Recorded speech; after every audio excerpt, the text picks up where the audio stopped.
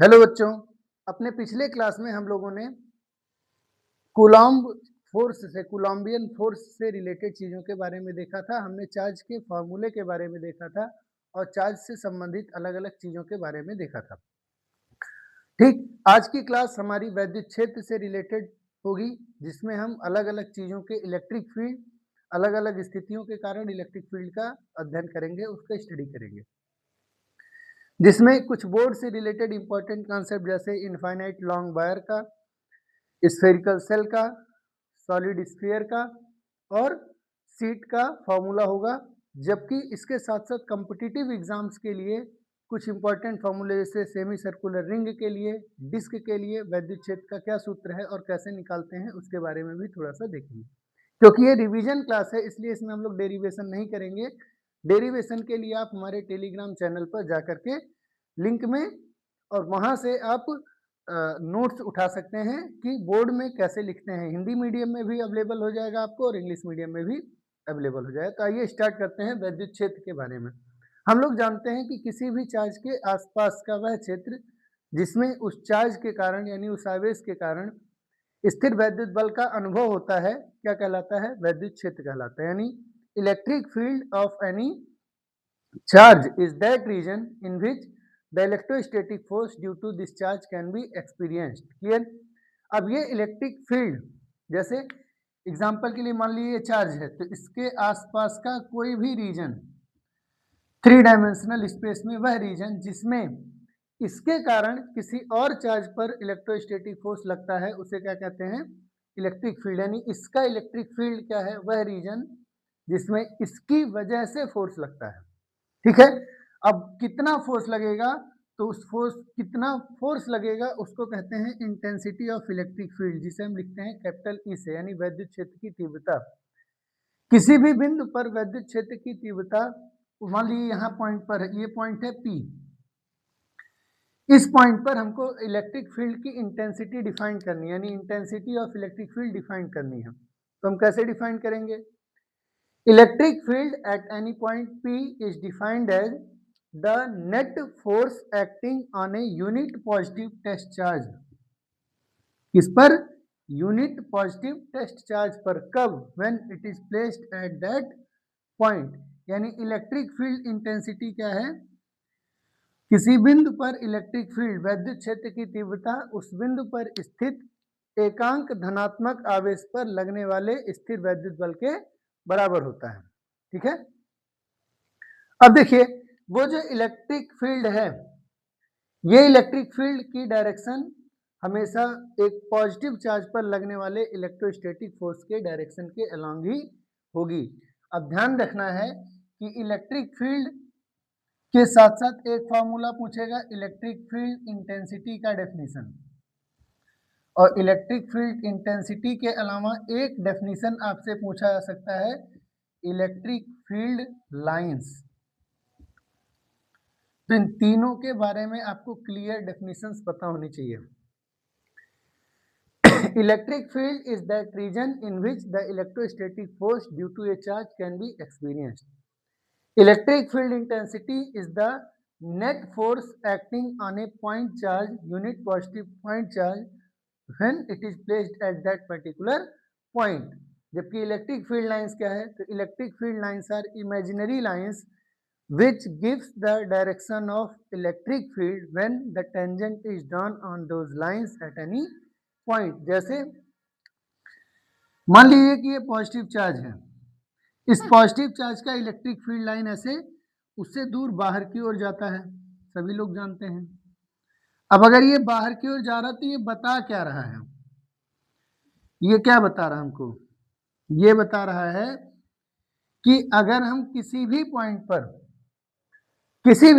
मान लीजिए इस पॉइंट पर अगर हम टेंजेंट ड्रा करेंगे, तो इस टेंजेंट की जो डायरेक्शन होगी वही डायरेक्शन उस पॉइंट पर इलेक्ट्रिक फील्ड की भी होगी। क्लियर है? यानी इलेक्ट्रिक फील्ड लाइंस ऐसी इमेजिनरी लाइन होती है जिसके किसी भी पॉइंट पर अगर हम टेंजेंट ड्रा करते हैं, स्पर्शज्या ड्रा करते हैं, तो वह जो टेंजेंट की डायरेक्शन होगी वही टेंजेंट की डायरेक्शन इलेक्ट्रिक फील्ड की डायरेक्शन भी होगी। जनरली इलेक्ट्रिक फील्ड इंटेंसिटी को जनरली इलेक्ट्रिक फील्ड बोलते हैं, पर जब आप बोर्ड में लिखेंगे तो इलेक्ट्रिक फील्ड अलग चीज होगी और इलेक्ट्रिक फील्ड इंटेंसिटी अलग चीज होगी। क्लियर है? तो electric field is equal to F vector by Q vector. ध्यान देने वाली कुछ चीजें हैं, क्या क्या। सबसे पहला इसके बारे में कुछ पॉइंट। पहला पॉइंट क्या हो गया कि ये इमेजिनरी लाइन है। टेंजेंट क्या देता है? टेंजेंट देता है डायरेक्शन ऑफ इलेक्ट्रिक फील्ड। ठीक, जब टेंजेंट अगर डायरेक्शन ऑफ इलेक्ट्रिक फील्ड लेता है तो कोई भी two lines, no two lines intersect each other, no two lines intersect each other, एक दूसरे को, कोई भी दो विद्युत क्षेत्र रेखाएं एक दूसरे को प्रतिच्छेदित नहीं करती हैं।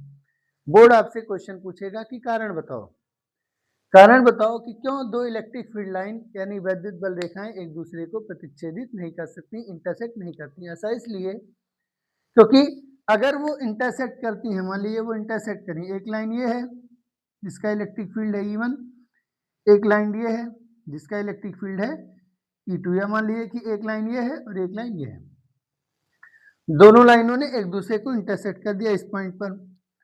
तो जब at the point of intersection देखेंगे तो हमको सिंपल सी बात है, इलेक्ट्रिक फील्ड कैसे निकालेंगे? टेंजेंट से। तो इस लाइन पर टेंजेंट ड्रा करिए, वो इस तरफ जाएगा, इस लाइन पर टेंजेंट ड्रा करिए, इस तरफ आएगा। एक ही पॉइंट पर इलेक्ट्रिक फील्ड की दो डायरेक्शन हो गई, जो कि पॉसिबल नहीं है। तो सिंपली समझिए कि कोई भी दो वैद्युत बल रेखाएं यानी कोई भी दो इलेक्ट्रिक फील्ड लाइंस एक दूसरे को इंटरसेक्ट नहीं करती हैं। क्यों? क्योंकि अगर वो ऐसा करती हैं तो पॉइंट ऑफ इंटरसेक्शन पर टेंजेंट दो हो जाएगा और दो टेंजेंट की वजह से दो अलग अलग डायरेक्शन ऑफ इलेक्ट्रिक फील्ड हो जाएगा, जो कि पॉसिबल नहीं है। Next point, electric field lines जो होती हैं वो इलेक्ट्रिक फील्ड लाइंस जो होंगी वो do not form closed loop, वो क्लोज्ड लूप नहीं बनाती हैं। ठीक है, इलेक्ट्रिक फील्ड लाइन हमेशा ओरिजिनेट होंगी कहाँ से? ओरिजिनेट यानी प्रारंभ होंगी कहाँ से? पॉजिटिव चार्ज से, और टर्मिनेट होंगी, खत्म होंगी कहाँ पर? दे टर्मिनेट्स एट निगेटिव चार्ज। तो ये भी इसकी प्रॉपर्टी हो गई। फिर ध्यान रखिएगा, रिलेटिव क्लोजनेस यानी एक दूसरे का जो संख्या है, रिलेटिव क्लोजनेस यानी कि आपस में कितने नजदीक हैं। तो कह सकते हैं किसी निश्चित जगह में वैद्युत क्षेत्र रेखाओं की संख्या को कहेंगे संख्या घनत्व यानी नंबर डेंसिटी। तो जितना ज्यादा इलेक्ट्रिक फील्ड लाइन एक दूसरे के क्लोज होंगी उतना ही ज्यादा इलेक्ट्रिक फील्ड लाइन भी, इलेक्ट्रिक फील्ड इंटेंसिटी भी होगी। क्लियर हुआ?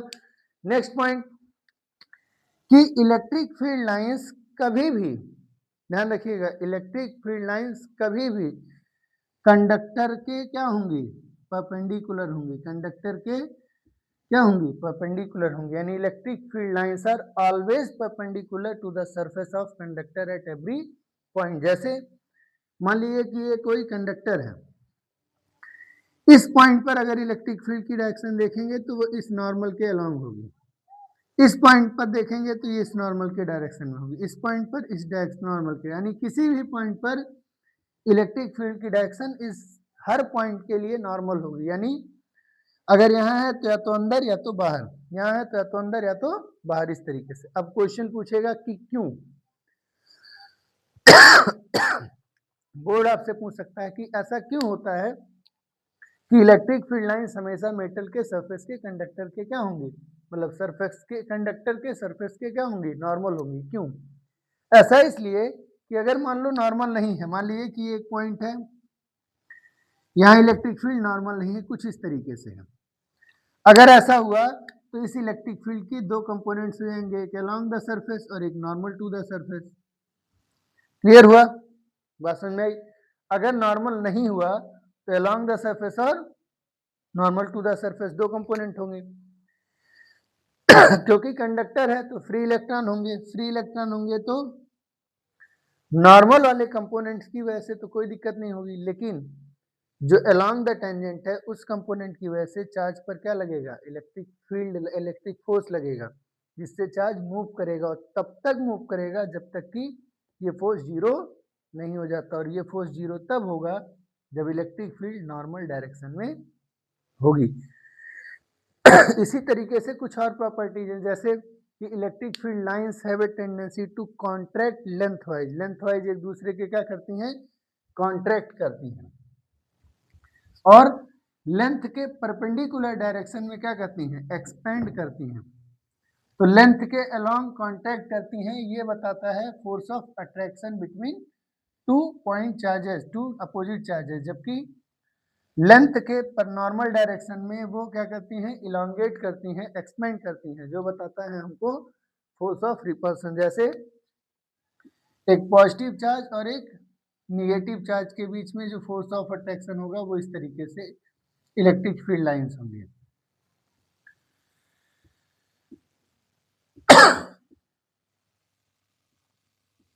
ठीक है, ये हो गया आपका इधर से इस तरीके से, यानी लेंथ वाइज क्या करने की कोशिश करें, कॉन्ट्रैक्ट करने की कोशिश करें, जबकि अगर हम दो पॉजिटिव चार्जेस का इलेक्ट्रिक फील्ड लाइन बना दें तो क्या होगा, ये इधर निकल जाएगा, ये इधर निकल जाएगा, ये इधर निकल जाएगा, ये इधर निकल जाएगा, ये सीधी जाएंगी। जब आप इधर से सीधा जाएंगे तो ये फील्ड ऐसे घूम जाएगी, ऐसे घूम जाएगी, ऐसे घूम जाएगी। ऐसा क्यों, क्योंकि ये जैसे जैसे चार्ज आगे बढ़ेगा वैसे वैसे ये इधर से रिपल्सन की तरफ आएगा, रिपल्सन इधर से भी रिपल्सन लगेगा और इधर से भी रिपल्सन लगेगा। कोई आपसे पूछ सकता है कि इलेक्ट्रिक फील्ड लाइंस की डायरेक्शन कैसे पाते हैं, तो सिंपली ध्यान रखिएगा, किसी भी पॉइंट पर इलेक्ट्रिक फील्ड लाइन पता करने के लिए क्या करेंगे, एक पॉजिटिव क्या लेंगे, पॉजिटिव टेस्ट चार्ज लेंगे, क्या लेंगे, पॉजिटिव टेस्ट चार्ज लेंगे, उस पॉजिटिव टेस्ट चार्ज को छोड़ देंगे। जैसे एग्जांपल के लिए अगर हमें यहाँ पर इलेक्ट्रिक फील्ड निकालना है तो हम इस पॉइंट पर एक पॉजिटिव टेस्ट चार्ज छोड़ेंगे, जब वो पॉजिटिव टेस्ट चार्ज इस पॉजिटिव की वजह से रिपेल होगा, इधर जाएगा, इसका मतलब कि इस पॉइंट पे डायरेक्शन ऑफ इलेक्ट्रिक फील्ड ये वाली होगी। क्लियर हुई कि नहीं हुई बात, समझ में आया? तो इस तरीके से कैलकुलेट करेंगे इलेक्ट्रिक फील्ड की डायरेक्शन। ये हो गया इलेक्ट्रिक फील्ड का डायरेक्शन के बारे में। तीन चीजों का, चार चीजों का डायरेक्शन को इलेक्ट्रिक फील्ड लाइन पूछ सकता है आपसे, कौन कौन सी चीज का, पॉजिटिव चार्ज का रेडियली आउटवर्ड, निगेटिव चार्ज का रेडियली इनवर्ड, डाइपोल का इस तरीके से, और दो पॉजिटिव या दो निगेटिव चार्जेस का। अगर पॉजिटिव चार्जेस हैं तो फिगर ऐसे ही रहेगा, दूर जाएंगी लाइंस चार्ज से दूर, निगेटिव चार्ज होगा तो भी फिगर ऐसे रहेगा पर लाइंस अंदर की तरफ आएंगी। क्लियर हुआ? ठीक है, ध्यान रखिएगा। अब इसके अलावा इलेक्ट्रिक फील्ड अलग अलग केस में अलग अलग होता है। अब हम आते हैं one by one, electric field due to various charge configuration, अलग अलग चार्जेस की वजह से इलेक्ट्रिक फील्ड का फॉर्मूला, अलग अलग चार्ज कॉन्फ़िगरेशन की वजह से।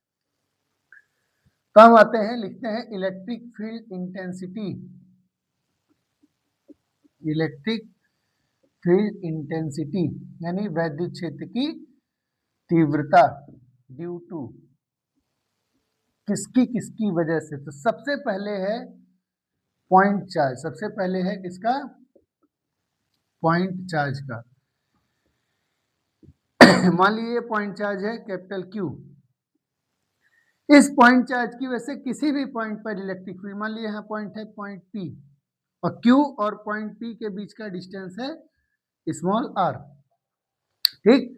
तो क्यू और पी के बीच का जो पॉइंट होगा, इलेक्ट्रिक फील्ड होगा, वो इस पॉइंट पर किस तरफ होगा, या तो पॉइंट से चार्ज की ओर, या तो चार्ज से पॉइंट की ओर, या तो पॉइंट से चार्ज की ओर, या तो चार्ज से पॉइंट की ओर। तो उस इलेक्ट्रिक फील्ड का फॉर्मूला हो गया E equals to 1/4πε0 charge Q divided by distance का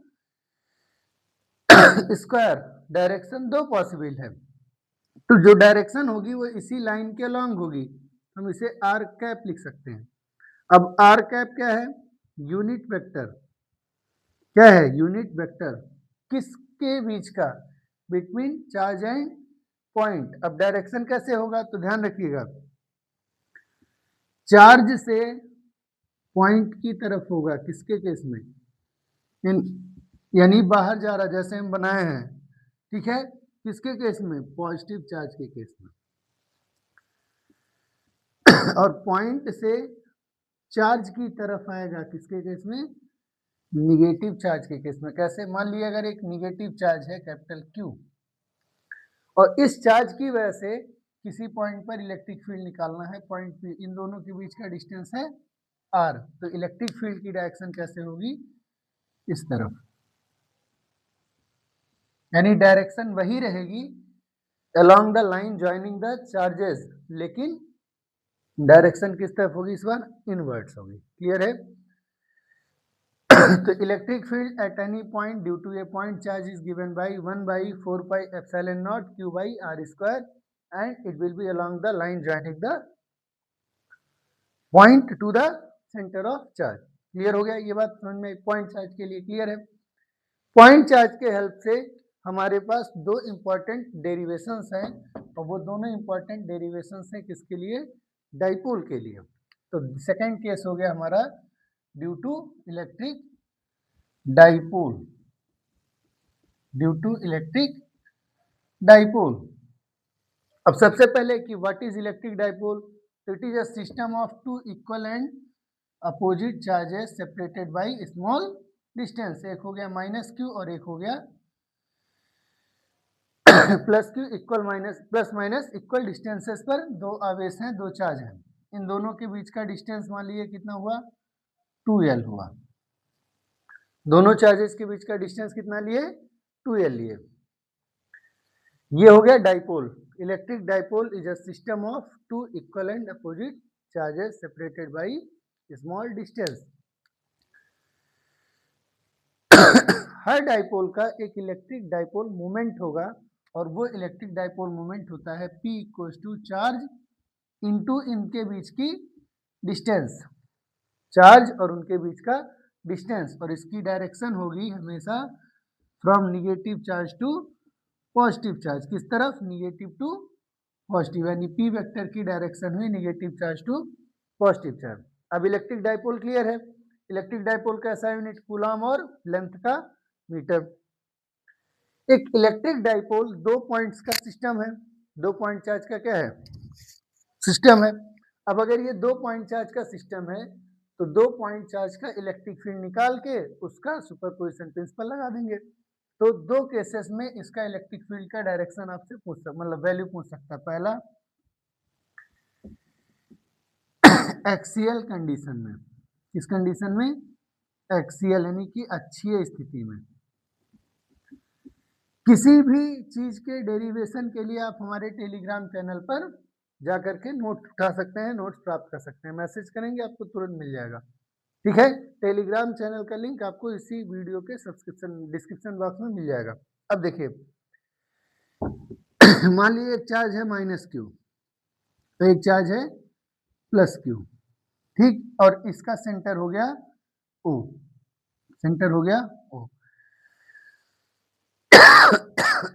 कोई पॉइंट है जो इसके एक्सियल कंडीशन में, कहाँ पे है, एक्सिस पर है। पॉइंट कहाँ है, डाइपोल के एक्सिस पर है। मान लीजिए यहाँ है पॉइंट P, तो इस P पॉइंट पर इलेक्ट्रिक फील्ड निकालना है। अब P पॉइंट को डिफाइन करने के लिए हम क्या करेंगे, O से P का डिस्टेंस कंसीडर कर लेंगे, मान लीजिए R, ठीक। देखिए इस चार्ज और इस चार्ज के बीच का डिस्टेंस 2l, तो -q से सेंटर का डिस्टेंस l, और सेंटर से +q का डिस्टेंस भी l। P पॉइंट पर इलेक्ट्रिक फील्ड का फॉर्मूला हो गया E equals to 1/4 pi epsilon naught, ठीक, Q 2l divided by 2 into 2q into 2l divided by R square minus L square का होल स्क्वायर। ठीक है, एक बार देख लीजिए ध्यान से, नहीं तो मैं फ्रेश अलग से समझा दे रहा हूं।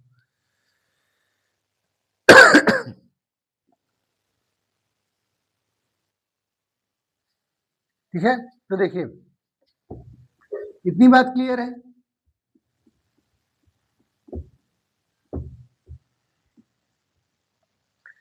एक्सीएल के कंडीशन में इलेक्ट्रिक फील्ड का फॉर्मूला है E equal to 1/4π2Q2L r² - L²। कैसे आएगा? तो माइनस क्यू से इलेक्ट्रिक फील्ड निकालिए, प्लस क्यू से इलेक्ट्रिक फील्ड निकालिए, माइनस क्यू का इलेक्ट्रिक फील्ड टुवर्ड्स द होगा और पॉजिटिव चार्ज का अवे फ्रॉम द चार्ज होगा। दोनों का सुपरपोजिशन प्रिंसिपल लगा के एडिशन कर लेंगे, वेक्टर एडिशन कर लेंगे, तो हमारा नेट इलेक्ट्रिक फील्ड आ जाएगा एक्सियल पोजीशन का equal to 1/4πε0 Q into 2L को डाइपोल मोमेंट कह सकते हैं, तो 2P divided by r² - L² पूरे का होल स्क्वायर। ठीक, अगर हम डायरेक्शन देखेंगे तो देखिए पॉजिटिव चार्ज के नजदीक होने की वजह से पॉजिटिव चार्ज का इलेक्ट्रिक फील्ड ज्यादा इंपैक्टफुल होगा, इसलिए इलेक्ट्रिक फील्ड की डायरेक्शन किधर होगी? जिस तरफ पॉजिटिव चार्ज का इलेक्ट्रिक फील्ड होगा, और पॉजिटिव चार्ज का इलेक्ट्रिक फील्ड हमेशा होगा पॉजिटिव चार्ज से दूर। इसका मतलब कि डाइपोल मोमेंट पी वेक्टर की डायरेक्शन में। तो ध्यान रखना है कि वेक्टर फॉर्म में लिखेंगे तो लिखेंगे E axial equal to 1/4πε0 2p vector by r² - L² का पावर होल स्क्वायर यानी पावर 2। अब फॉर स्मॉल डाइपोल, किसके लिए? छोटे डाइपोल के लिए, छोटे द्विध्रुव के लिए r² को क्या कर सकते हैं? छोटा डाइपोल है अगर तो ऑब्वियस सी बात है लेंथ छोटी होगी, अगर लेंथ छोटी होगी तो 2L छोटा होगा, 2L छोटा होगा तो L और छोटा होगा, यानी R ग्रेटर देन L है तो r² मच ग्रेटर देन क्या हो जाएगा? L² हो जाएगा। उस केस में हम L² को नेग्लेक्ट कर देंगे, तो हमारा फॉर्मूला आएगा। एक चीज और ध्यान रखना है कि कहाँ कहाँ गलती होगी, 2Q 2L और R एक साथ और आएगा क्या? R, तो यहाँ लिखेंगे R। क्लियर हुआ? अब जब इसकी वैल्यू सॉल्व करेंगे तो हो जाएगा E axial equal to 1/4πε0 L² neglect हो गया तो r² का पावर 2 यानी r की पावर 4, एक r कैंसिल हो गया तो आया 2p vector by r q। तो एक्सियल कंडीशन में इलेक्ट्रिक फील्ड की डायरेक्शन उसी डायरेक्शन में होती है जिस डायरेक्शन में डाइपोल मूवमेंट की डायरेक्शन होती है। क्लियर हुआ कि नहीं हुआ? अब अगर मान लीजिए एक्सियल नहीं पूछा तो आपसे क्या पूछेगा? Equatorial axis. नेक्स्ट हो गया आपका इक्वेटोरियल पोजीशन।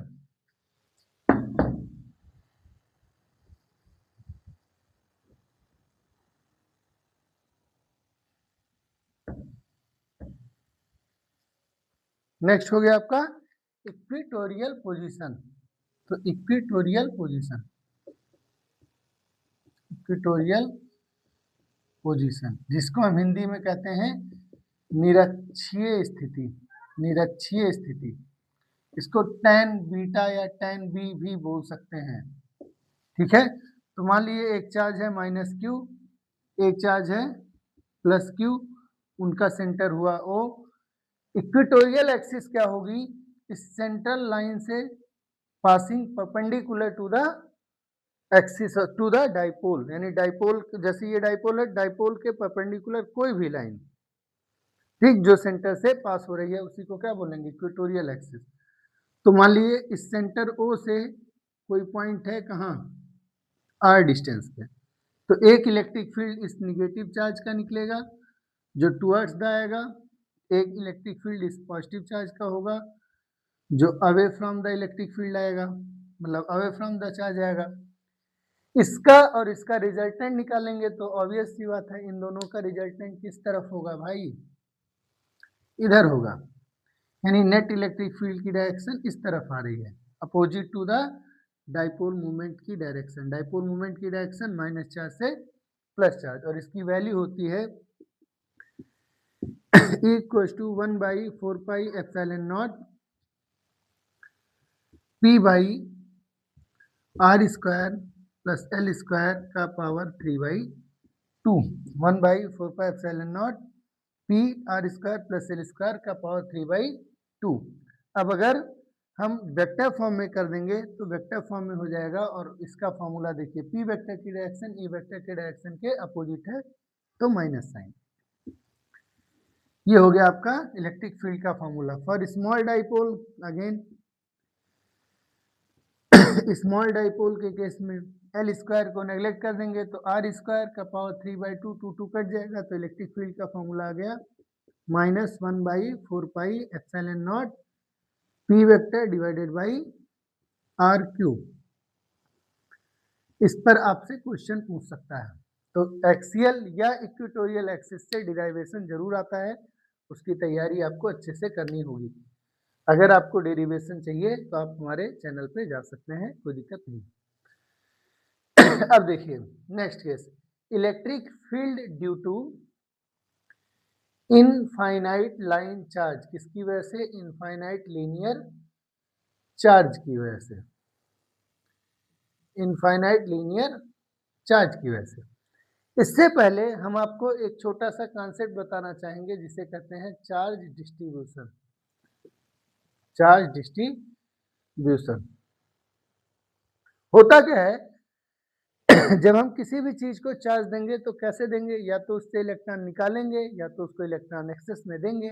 दोनों स्थिति में, दोनों केस में जो चार्ज होगा वो उस बॉडी पर यूनिफॉर्मली डिस्ट्रीब्यूट होगा ताकि दो चार्जेस के बीच का डिस्टेंस मैक्सिमम हो सके और उस पूरे सिस्टम का पोटेंशियल एनर्जी हमेशा क्या हो? मिनिमम हो।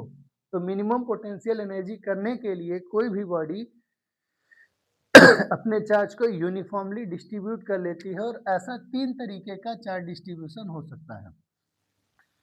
अगर किसी लाइन के अलोंग आया तो लीनियर चार्ज डिस्ट्रीब्यूशन, अगर किसी सरफेस के अलोंग आया तो सरफेस चार्ज डिस्ट्रीब्यूशन, और अगर पूरे वॉल्यूम में आया तो वॉल्यूमेट्रिक या वॉल्यूम चार्ज डिस्ट्रीब्यूशन। तो there are 3 types of charge distribution, linear charge distribution, surface charge distribution और volume charge distribution.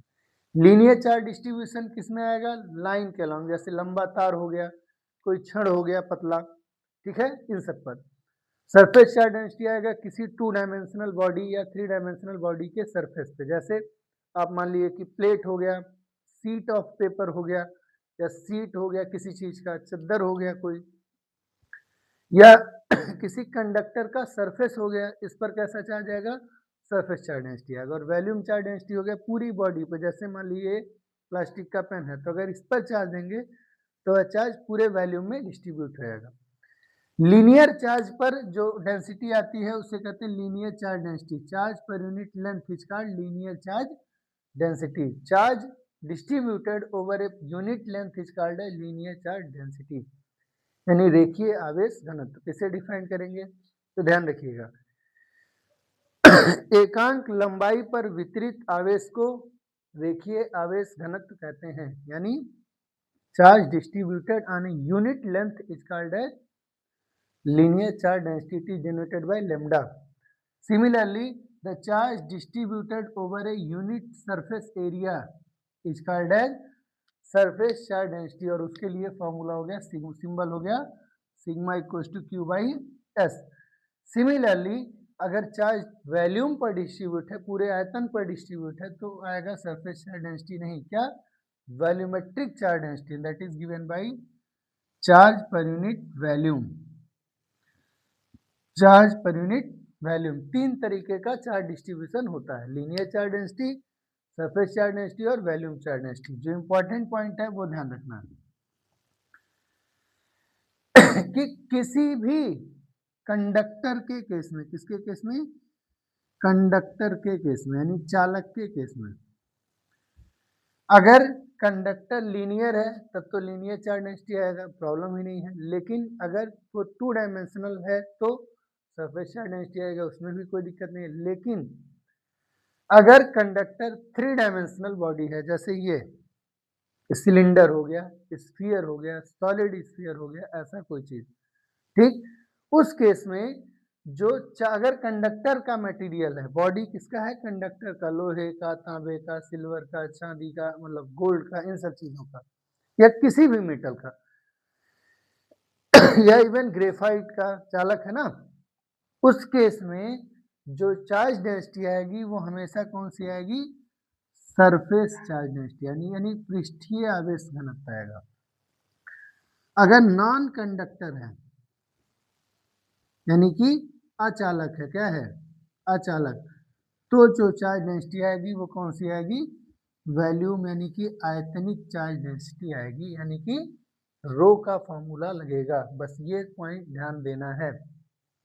Charge distribution के बारे में बोर्ड आपसे सवाल पूछ सकता है लीनियर चार्ज डेंसिटी या सरफेस चार्ज डेंसिटी या वॉल्यूम चार्ज डेंसिटी से आप क्या समझते हैं, या सीधे क्वेश्चन पूछेगा सतत आवेश वितरण यानी यूनिफॉर्म चार्ज डिस्ट्रीब्यूशन से आप क्या समझते हैं। क्लियर है? इस बेसिस पर आप पढ़ेंगे इनफाइनाइट लीनियर चार्ज आपके सिलेबस में है, थिन शीट आपके सिलेबस में है, और स्फेरिकल सेल आपके सिलेबस में है। क्लियर हो गया? या कंडक्टिंग स्फीयर आपके सिलेबस में पर, और उन तीनों का डेरिवेशन करेंगे आप गाउस के लॉ से, जिसको हम अलग से फ्लक्स पढ़ाएंगे तब बताएंगे। अभी हम लोग सिर्फ इलेक्ट्रिक फील्ड के फॉर्मूले देख रहे हैं अलग अलग केसों के लिए। तो अब हम आते हैं इलेक्ट्रिक फील्ड का फॉर्मूला अलग अलग चीजों के लिए एक बार फिर से, यानी अगला हमारा हो गया linear charge distribution.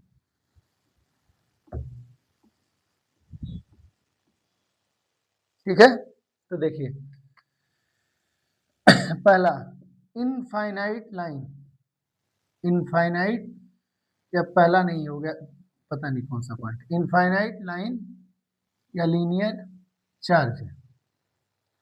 Infinite linear charge है। मान लीजिए एक कोई वायर है जिसका एंड आपको नहीं पता, यानी इनफाइनाइट है, इधर भी और इधर भी। इस इनफाइनाइट चार्ज, जैसे ये मान लीजिए वायर है इनफाइनाइट लेंथ का, इसके आसपास किसी भी पॉइंट पर जो इलेक्ट्रिक फील्ड की डायरेक्शन होगी वो हमेशा वायर के परपेंडिकुलर होगी। क्या होगी? वायर के परपेंडिकुलर। अब मान लीजिए पॉइंट का डिस्टेंस है r, तो वायर के परपेंडिकुलर इलेक्ट्रिक फील्ड या तो रेडियली आउटवर्ड होगा या तो रेडियली इनवर्ड होगा। जैसे मान लीजिए लीनियर चार्ज है इस पॉइंट पर इलेक्ट्रिक फील्ड या तो उधर होगा या तो अंदर की तरफ, ऐसे इस पॉइंट पर इलेक्ट्रिक फील्ड या तो बाहर होगा या तो अंदर की तरफ, इस पॉइंट पे इलेक्ट्रिक फील्ड या तो बाहर होगा या तो अंदर, यानी कि इलेक्ट्रिक फील्ड लाइन जो है वो ऑलवेज नॉर्मल टू वायर। अब या तो इनवर्ड या तो आउटवर्ड, या तो इनवर्ड या तो आउटवर्ड। किसके लिए इनवर्ड, किसके लिए आउटवर्ड? पॉजिटिव चार्ज के लिए आउटवर्ड और निगेटिव चार्ज के लिए इनवर्ड होगा। क्लियर है? और फार्मूला होगा electric field E equals to 1/4 pi epsilon naught 2 lambda by r। मैंने जानबूझ के 2 और 4 में कट नहीं किया है, इसलिए क्योंकि हम लोग 1/4 पाई एप्सिलॉन नॉट की सीधे वैल्यू याद रखते हैं, कितना होता है 9 × 10⁹ और बाकी SI यूनिट। क्लियर है? तो हम लोग इलेक्ट्रिक फील्ड का ये फॉर्मूला हो गया 1/4 pi epsilon naught 2 lambda by r। Clear है? पर कभी कभी कॉम्पिटिटिव पर्सपेक्टिव से क्वेश्चन पूछेगा half infinite wire, half infinite wire, इसका मतलब क्या है? आधा अनंत तार।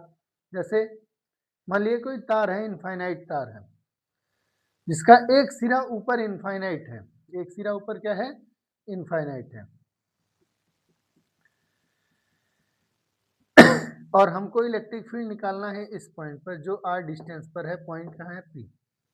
अब देखिए ये जो पॉइंट है ये ऐसी जगह है जो इनफाइनाइट नहीं है, मतलब वायर के एक किसी एंड पर, चाहे नीचे वाले एंड पर चाहे ऊपर वाले एंड पर, ये एंड पता है, नीचे नहीं पता, ऐसा नहीं है। नीचे का कंफर्म है कि यहाँ पर वायर का पॉइंट कहाँ है, यहाँ ऐसे, लेकिन ऊपर कितनी हाइट है नहीं मालूम, इनफाइनाइट वायर।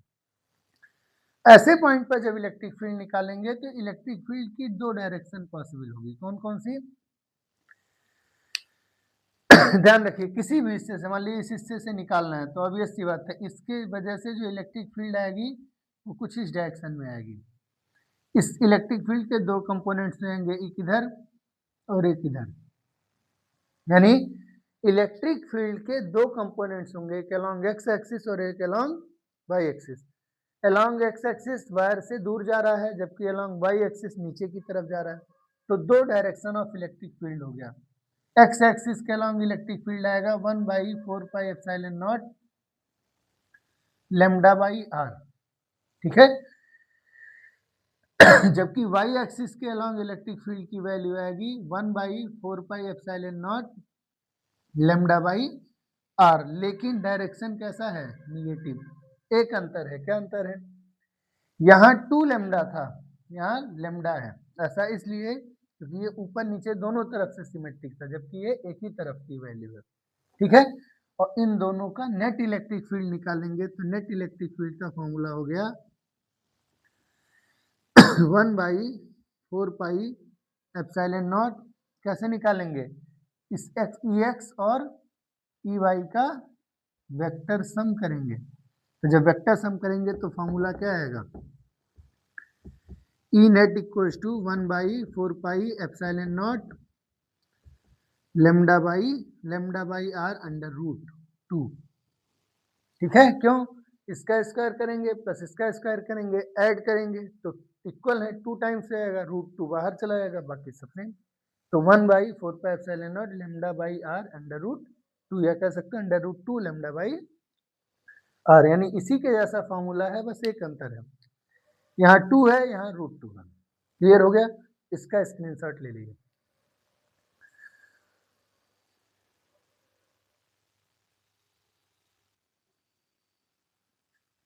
हो गया। अब इसी तरीके से देखिए, electric field due to circular ring पूछ सकता है आपसे, किसकी वजह से, electric field due to circular ring, electric field due to circular ring. तब आते हैं सर्कुलर रिंग के बारे में, देखिए ध्यान से, electric field due to circular ring.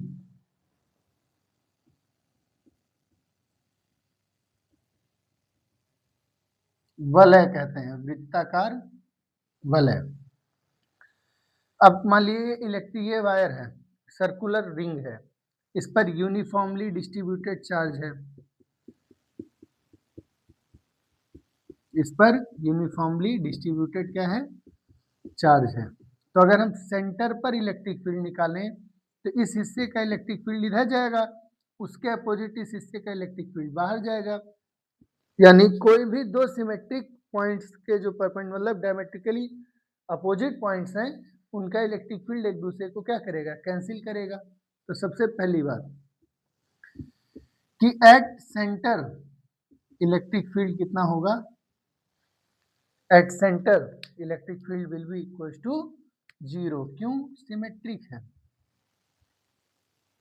Electric field कितना होगा, 0। ठीक है। अब मान लिया कि इतना हिस्सा गायब कर दिए, तो इसकी वजह से इलेक्ट्रिक फील्ड अब नेट हो जाएगा। क्यों, क्योंकि बाकी सब तो कैंसिल हो जाएंगे, पर इसके करस्पॉन्डिंग में जो यहाँ वाला वैल्यू है वही इस तरफ आएगा, ठीक है। क्वेश्चन बन सकता है, इस पर ध्यान रखिएगा। तो सेंटर का इलेक्ट्रिक फील्ड क्या हो गया, 0। अब आइए, मान लीजिए ऐसे रिंग है, ये उसका सेंटर है और इसका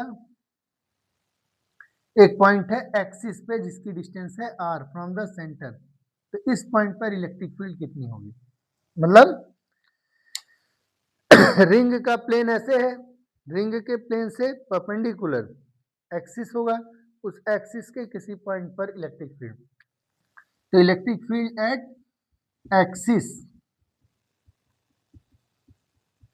एक्सिस उसका फॉर्मूला हो जाएगा equals to 1/4πε0 Q X divided by, या आर ही भी कर सकते हैं, Q R divided by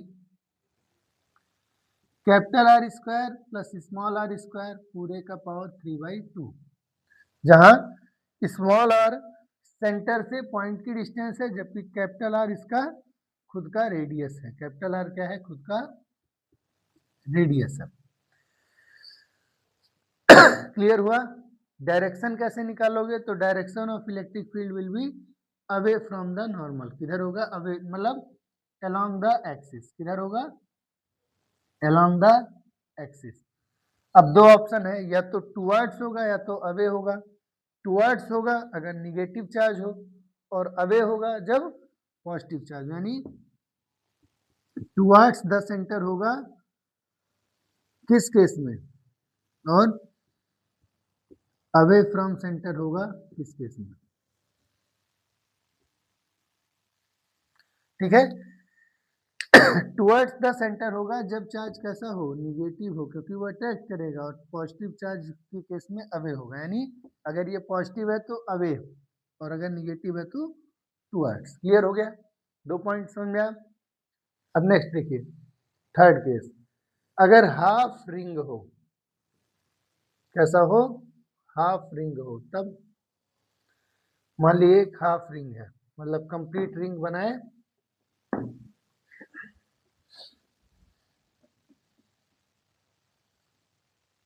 complete ring से उसको हाफ कर दिया। अब अगर हाफ चार्ज रिंग है तो इसके सेंटर पर what will be the electric field, centre पर इलेक्ट्रिक फील्ड क्या होगा। हाफ रिंग के सेंटर पर इलेक्ट्रिक फील्ड की वैल्यू क्या होगी। तो आप डिराइव करना चाहें तो कर सकते हैं, पर डेरिवेशन की जरूरत नहीं है, बोर्ड के सिलेबस में नहीं है, ये तीनों का डेरिवेशन आपसे पूछेगा नहीं पेपर में। इस पॉइंट पर इलेक्ट्रिक फील्ड हो जाएगा E equals to 1/4 pi epsilon naught 2 lambda by radius capital R. अब कहेंगे सर ऐसा फॉर्मूला तो हम लोग देखे थे पीछे, किसका है, इनफाइनाइट लाइन जैसा, किसके ऐसा है, इनफाइनाइट लीनियर चार्ज जैसा है, किसके ऐसा है, इनफाइनाइट लीनियर चार्ज के जैसा है इलेक्ट्रिक फील्ड की वैल्यू, और वो इलेक्ट्रिक फील्ड किधर जाएगा, बाहर की ओर। ठीक है, इधर का नेट किधर जाएगा, बाहर की ओर, अवे फ्रॉम द, और अगर निगेटिव है तो टुवर्ड्स था। ठीक है, तो ये फॉर्मूला हो गया रिंग के केस में, तीनों case. At the centre 0, at the axis 1/4πε0 Q R R square plus X square R square plus R capital R square plus R square, इसके आप एक्स भी कर सकते हैं, और हाफ रिंग का 1/4πε0 2 लैम्डा बाई आर, जहाँ आर इस सर्किल का, इस हाफ सर्कुलर रिंग का क्या है, रेडियस है, और लैम्डा लीनियर चार्ज डेंसिटी है। ठीक है, इसको स्क्रीनशॉट ले लिए।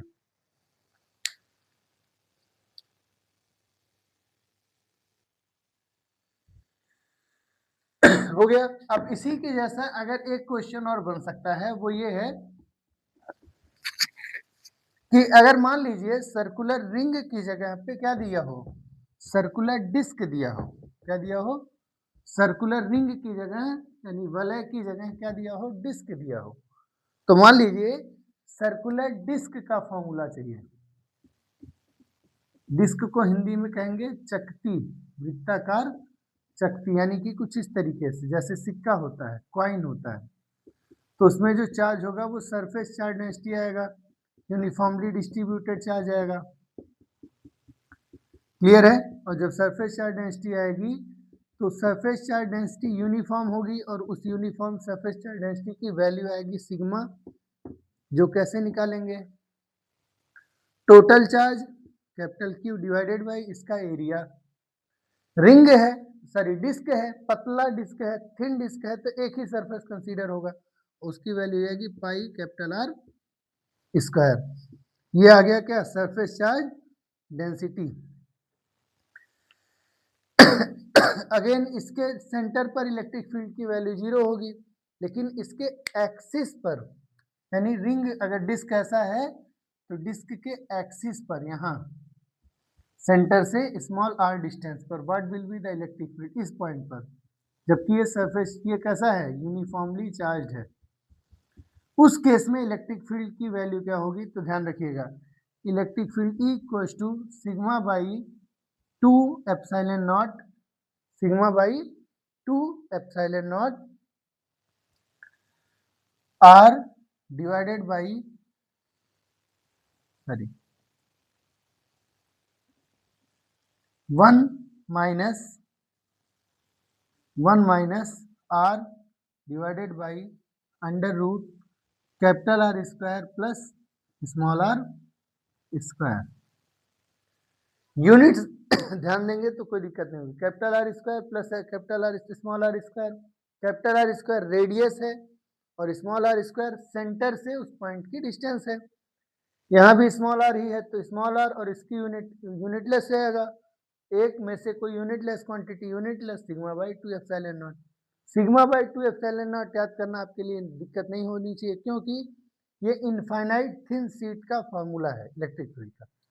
अब अगर चाहे तो सिग्मा की ये वैल्यू उठा के यहाँ पुट कर सकते हैं, capital Q by 4 pi epsilon 4 pi R square, तो हो जाएगा 1 बाई 2 एप्सिलॉन नॉट। तो लिख सकते हैं 1 बाई 4 पाई एप्सिलॉन नॉट। कैसे?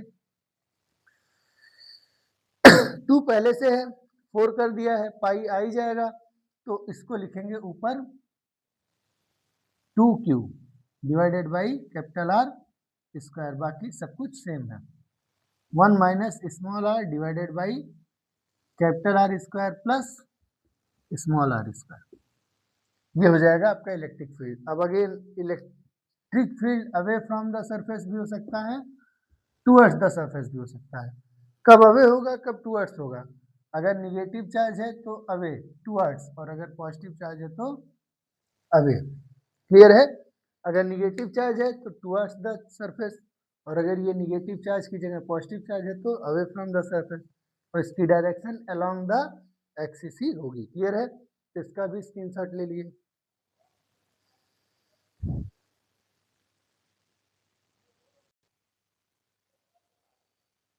अब देखिए, इसके अलावा फिर आपका आ जाएगा बोर्ड के पर्सपेक्टिव से सबसे इंपॉर्टेंट है, वो है spherical shell, electric field due to spherical shell. तो हमारा नेक्स्ट जो पॉइंट हो गया वो हो गया electric field due to spherical shell. Next point हो गया स्फेरिकल सेल या conducting solid sphere. Conducting solid sphere का सेम फॉर्मूला आएगा। स्फेरिकल सेल माने गोलीय कोष, और स्फेरिकल ये चालक गोला होना चाहिए। कैसा होना चाहिए? चालक ठोस गोला, चालक गोला। ठीक है? इसमें फायदा क्या है? मतलब ऐसा इसलिए क्योंकि चाहे स्फेरिकल सेल है, सेल माने जो अंदर से खोखला हो, खाली बार बार वाला, जैसे छिलका किसी चीज का, जैसे खोखली बॉल। ठीक है? सेल में या कंडक्टिंग सॉलिड स्फीयर, तो अभी मैंने बताया था अगर कंडक्टर है तो सरफेस पर चार्ज डेंसिटी आती है। ध्यान रखना है कि ये केस तब हो रहा है जब चार्ज कहाँ हो? सरफेस पर, यानी सरफेस चार्ज डेंसिटी होगा। क्या होगा? सरफेस चार्ज डेंसिटी आएगा। तो मान लीजिए कि ये स्फेरिकल सेल या सॉलिड स्फीयर है जिस पर हमने चार्ज दिया, तो जब हम चार्ज देंगे वो चार्ज यूनिफॉर्मली डिस्ट्रीब्यूट हो जाएगा। कहाँ? इसके सरफेस पर, पृष्ठ पर।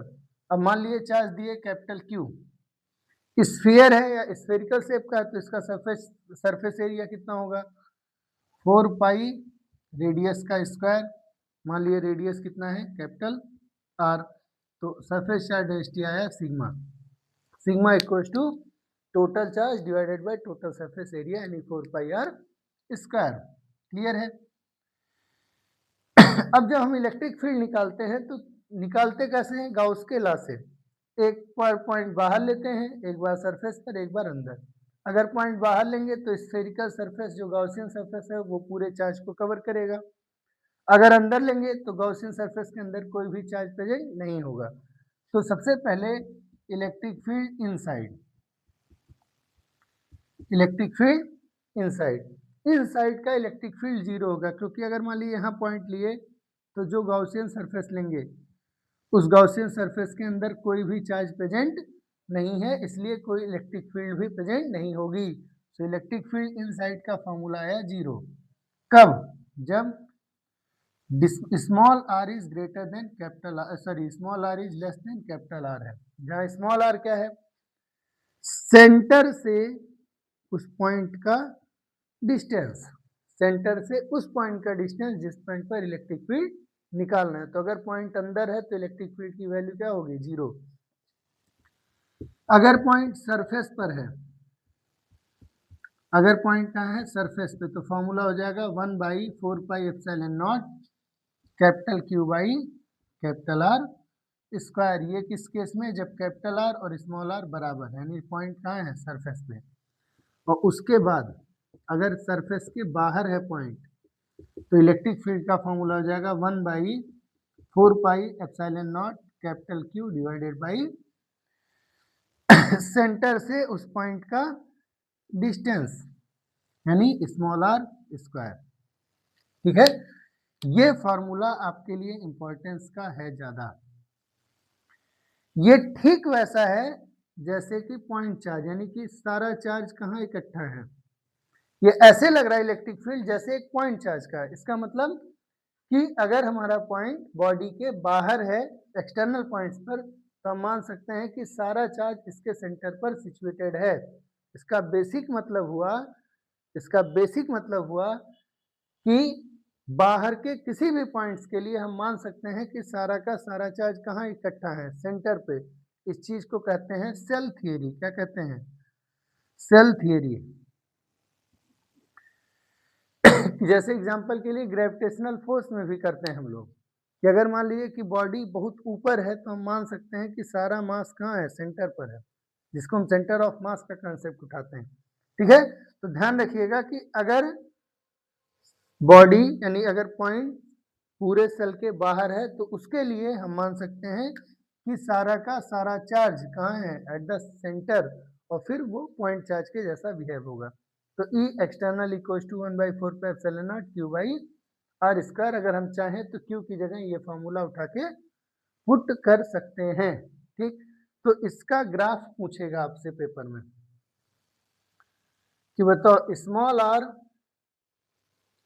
और इलेक्ट्रिक फील्ड का रिलेशन बताओ। तब जब ये O यानी सेंटर से स्टार्ट हुआ यहाँ से। तो ध्यान रखिए, जब तक कि स्मॉल r की वैल्यू कैपिटल R के इक्वल नहीं हो जाती, इलेक्ट्रिक फील्ड की वैल्यू क्या है, 0 है। ठीक, जब हमारा कैपिटल R के इक्वल हो गया, तो अचानक से इलेक्ट्रिक फील्ड की वैल्यू मैक्सिमम हो गई। और वो मैक्सिमम इलेक्ट्रिक फील्ड की वैल्यू कितनी हो गई, ये सरफेस वाली। ठीक है, और उसके बाद इलेक्ट्रिक फील्ड 1/r स्क्वायर के हिसाब से घट रहा है, तो इलेक्ट्रिक फील्ड 1/r स्क्वायर के हिसाब से घटेगा। So E is inversely proportional to square of the distance. Clear है, ये आपका ग्राफ हो गया किसके लिए, for electric field due to spherical shell या कंडक्टिंग सॉलिड स्फीयर के लिए। ठीक है, ये आपके सिलेबस में है। इसका डिराइवेशन आपके लिए बहुत ही ज़्यादा इंपॉर्टेंट होने वाला है।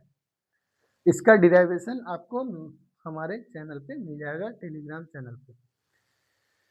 हो गया क्लियर। अब देखिए, आप स्क्रीनशॉट ले लिए होंगे।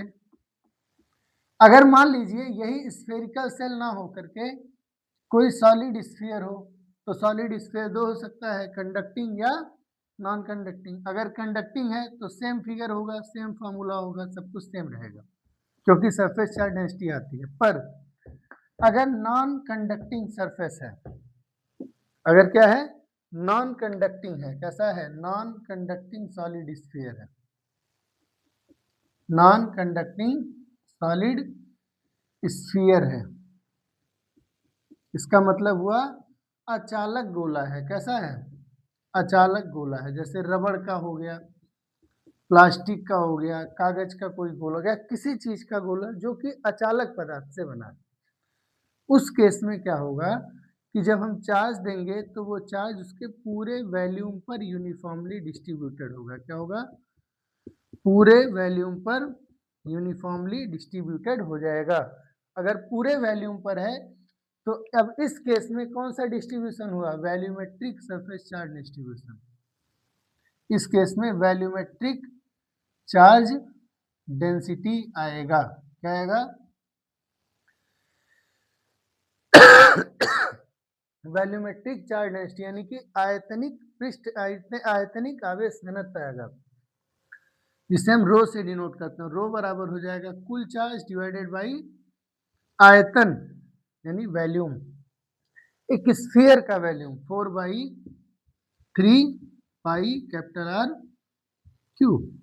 ठीक है, अब इस केस में फॉर्मूला तो सिंपल सी बात है, बाहर वाले के लिए तो सेल थियरी लग जाएगी। बाहर यानी अगर पॉइंट कहाँ है, बाहर है, अगर पॉइंट कहाँ है, बाहर है, तो अगर इलेक्ट्रिक फील्ड बाहर है यानी electric field eight A point which is outside the sphere, तो उस केस में तो दिक्कत ही नहीं, क्योंकि सेल थियरी लग जाएगी। मान लेंगे कि सारा चार्ज कहाँ प्रेजेंट है, सेंटर पे, तो इलेक्ट्रिक फील्ड का फॉर्मूला हो गया 1/4πε0 सारा चार्ज डिवाइडेड बाई उसका डिस्टेंस का स्क्वायर। डिस्टेंस कहाँ से, सेंटर से पॉइंट का डिस्टेंस तब जब पॉइंट कहाँ है, बाहर है, यानी कैपिटल आर से ज्यादा है। अगर सरफेस पर पॉइंट हो जाएगा तब स्मॉल आर की वैल्यू कैपिटल आर के इक्वल हो जाएगी, तो सरफेस में भी दिक्कत नहीं है, उसका वैल्यू हो जाएगा 1/4πε0 capital Q by capital R square, where small R is equal to capital R. क्यों, क्योंकि पॉइंट कहाँ है, सरफेस पर है। इस केस में सबसे इंपॉर्टेंट होता है इंटीरियर पॉइंट। जैसे मान लीजिए सेंटर से स्मॉल आर डिस्टेंस यही है, आ रहा है, अब हमको इस पॉइंट पर इलेक्ट्रिक फील्ड निकालना है, इस पॉइंट पर जो स्मॉल आर डिस्टेंस पे और स्मॉल आर की वैल्यू रेडियस से कम है, अंदर है, तो हम देखेंगे कि इस वाले स्फीयर के अंदर कितना चार्ज है, इस वाले के अंदर। ऑब्वियस सी बात है कि जैसे जैसे सेंटर से दूर होंगे वैसे वैसे स्फीयर का डायमीटर बढ़े, रेडियस बढ़ेगा, वॉल्यूम बढ़ेगा, वॉल्यूम बढ़ेगा तो ज़्यादा चार्ज आएगा, और जब ज़्यादा चार्ज आएगा तो ऑब्वियस सी बात है कि इलेक्ट्रिक फील्ड भी बढ़ेगी। तो जो इलेक्ट्रिक फील्ड होगी वो इनसाइड यानी अंदर के पॉइंट्स के लिए इलेक्ट्रिक फील्ड जो है वो रेडियस के ऊपर डिपेंड करेगी, और रेडियस बढ़ने से इलेक्ट्रिक फील्ड बढ़ेगा। क्यों, क्योंकि रेडियस बढ़ने से चार्ज का अमाउंट बढ़ेगा। तो फॉर्मूला हो गया 1/4πε0 capital Q by capital R. अब ध्यान रखिए, इसमें भी आर स्क्वायर था, इसमें भी आर स्क्वायर था, तो यहाँ भी आर स्क्वायर आना चाहिए, लेकिन यहाँ डायरेक्टली प्रोपोर्शनल है आर के, क्योंकि जैसे जैसे आर रेडियस बढ़ रहा, चार्ज बढ़ रहा है, तो ऑब्वियस सी बात है यहाँ एक यूनिट और बढ़ा देंगे ताकि यूनिट सेम आ जाए। तो ई इनसाइड का formula 1/4πε0 capital Q by R cube into small R. ध्यान रखना है, electric field is directly proportional to small R, यानी जब तक कि अंदर है पॉइंट तब तक इलेक्ट्रिक फील्ड डायरेक्टली प्रोपोर्शनल है, सरफेस पे इंडिपेंडेंट है, और उसके बाहर inversely proportional to square of the distance है। तो अगर आपसे इसका ग्राफ पूछे तो कॉम्पिटिटिव एग्जाम्स में पूछ सकता है, ठीक है, बोर्ड में तो नहीं पूछना चाहिए। जब तक कि सेंटर पे है कोई दिक्कत ही नहीं है, सरफेस से जैसे जैसे बाहर आएंगे सेंटर पे इलेक्ट्रिक फील्ड क्या हो जाएगी, जीरो हो जाएगी, क्योंकि स्मॉल आर की वैल्यू जीरो हो जाएगी। जैसे जैसे आप सेंटर से बाहर आएंगे, दूर आएंगे, स्मॉल आर की वैल्यू बढ़ेगी, और एक समय आएगा जब सरफेस पे पहुंच जाएंगे कैपिटल आर, तब तक के लिए इलेक्ट्रिक फील्ड डायरेक्टली प्रोपोर्शनल है, यानी E is directly proportional to small R, यानी कि स्ट्रेट लाइन जाएगा, फिर आपका मैक्सिमम वैल्यू हो जाएगा सरफेस पर, उसके बाद फिर इलेक्ट्रिक फील्ड घटता चला जाएगा, यानी E is inversely proportional to 1/r² हो जाएगा। क्लियर हुआ कि नहीं हुआ? तो ये हो गया नॉन कंडक्टिंग सॉलिड स्फीयर के केस में। अब इसके अलावा आपके पास एक लास्ट केस बचता है, उसको भी आज हम लोग कर लेते हैं, इनफाइनाइट थिन शीट का। ठीक है, स्क्रीनशॉट ले लिए।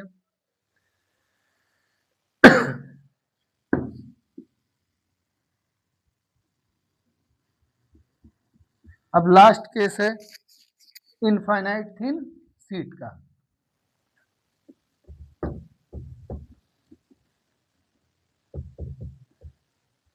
एक साथ सारा फॉर्मूला मिलना आपके लिए थोड़ा डिफिकल्ट है, आपको यहाँ इकट्ठा मिल जाएगा, कोई दिक्कत नहीं होगी। नेक्स्ट है इनफाइनाइट थिन शीट का।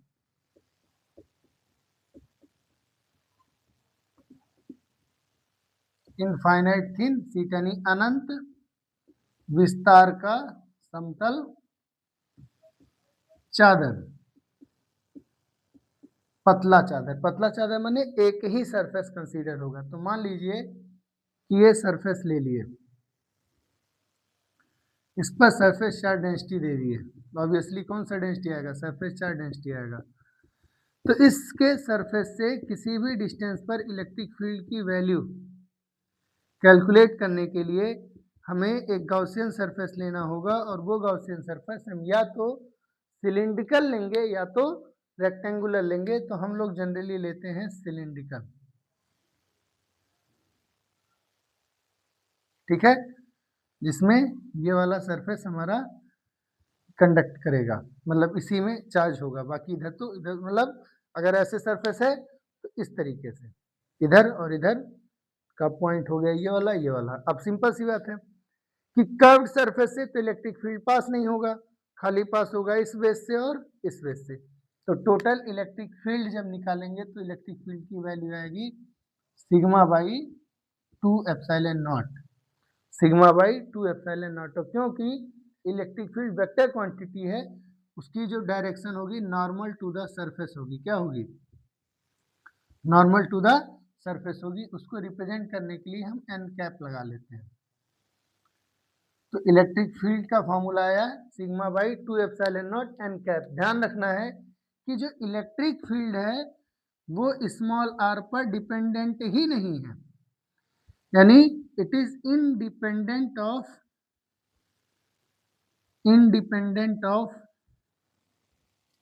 डिस्टेंस।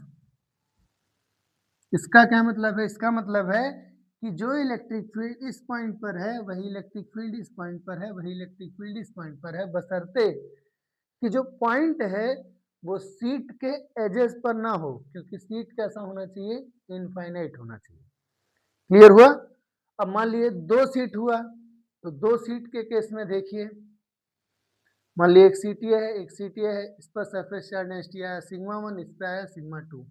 तो क्या करेंगे, दो पॉसिबिलिटी है कि दोनों सेम है या दोनों अपोजिट है। अगर दोनों सेम है तो इस पॉइंट का इलेक्ट्रिक फील्ड दोनों की वजह से बाहर जाएगा, इस पॉइंट की वजह से इलेक्ट्रिक फील्ड देखिए इसकी वजह से भी बाहर और इसकी वजह से भी बाहर। और अगर अंदर है दोनों इक्वल हैं तो इस वाले सीट की वजह से बाहर, इस वाले सीट की वजह से इधर बाहर, तो नेट वैल्यू क्या हो गई, जीरो। नेट वैल्यू क्या हो जाएगी, घट जाएगी। इस केस में नेट वैल्यू क्या होगी, घटेगी। तो नेट वैल्यू इनसाइड आएगा कितना, यानी आप ऐसे कर सकते हैं, ये फर्स्ट रीजन, सेकंड रीजन और थर्ड रीजन। फर्स्ट रीजन यानी लेफ्ट साइड में इलेक्ट्रिक फील्ड आया sigma 1 by 2 epsilon not plus sigma 1 by sigma 2 by 2 epsilon not. यहाँ सिमिलरली यहाँ भी यही आएगा, थर्ड केस में भी sigma 1 by 2 epsilon not plus sigma 2 by 2 epsilon not. क्यों, ये पॉजिटिव चार्ज है तो इलेक्ट्रिक फील्ड बाहर जाएगा, ये भी पॉजिटिव चार्ज है इलेक्ट्रिक फील्ड बाहर जाएगा। यहाँ देखिए ये पॉजिटिव चार्ज है इलेक्ट्रिक फील्ड बाहर जाएगा, यहाँ पॉइंट चार्ज है तो पॉजिटिव है तो इलेक्ट्रिक फील्ड बाहर जाएगा, इसी के ऐसा। और दोनों की value sigma 1 by 2 epsilon naught sigma by 2 sigma 2 by epsilon not, अगर इक्वल है तो ऐड हो जाएगा, नहीं इक्वल है तो ऐसे रखेंगे, मतलब वैल्यू तो कैलकुलेट करेंगे ही।